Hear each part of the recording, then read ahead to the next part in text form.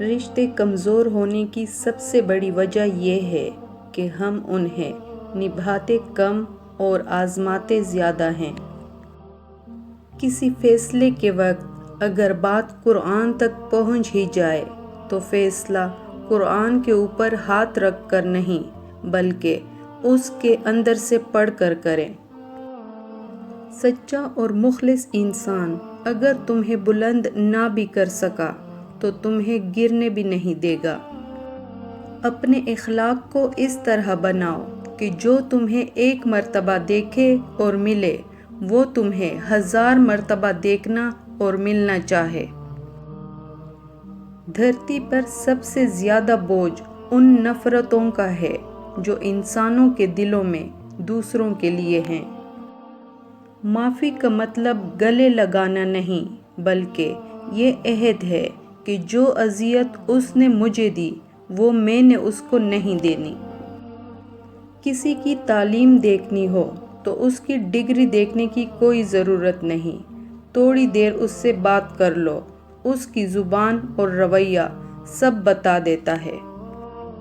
اپنی زندگی میں کچھ کرنے کا جذبہ رکھتے ہیں تو اس کے بارے میں پہلے سے لوگوں کو آگاہ نہیں کریں بلکہ ہمیشہ کام ہو جانے کے بعد لوگوں کو بتائیں۔ لوگ آپ کے الفاظ کو اتنی گہرائی سے نہیں سنتے جتنی گہرائی سے وہ آپ کے کاموں کو محسوس کرتے ہیں۔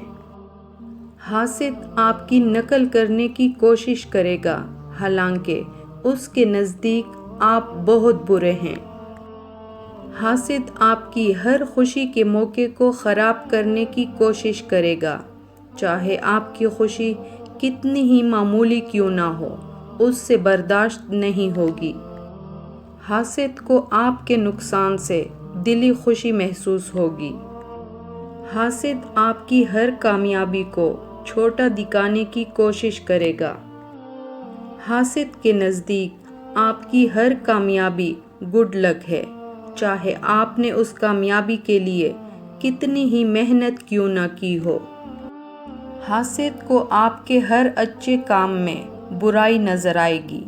حاسد ہر وقت آپ سے مقابلے کی دوڑ میں ہوتا ہے اور آپ سے زیادہ اچھا دکھنے اور آپ کو کم تر دکھانے کی کوشش کرتا رہتا ہے۔ حاسد اپنی ہر ناکامی اور محرومی کا ذمہ دار دوسروں کو ٹھہرائے گا۔ حاسد آپ کی پیٹھ پیچھے دل کھول کر آپ کی برائی کرے گا۔ حاسد لوگوں کو آپ کے خلاف بھڑکانے کے لیے کسی بھی حد تک گر جائے گا۔ ہمیشہ خوش رہیں اور ہمیں اپنی دعاؤں میں یاد رکھیں۔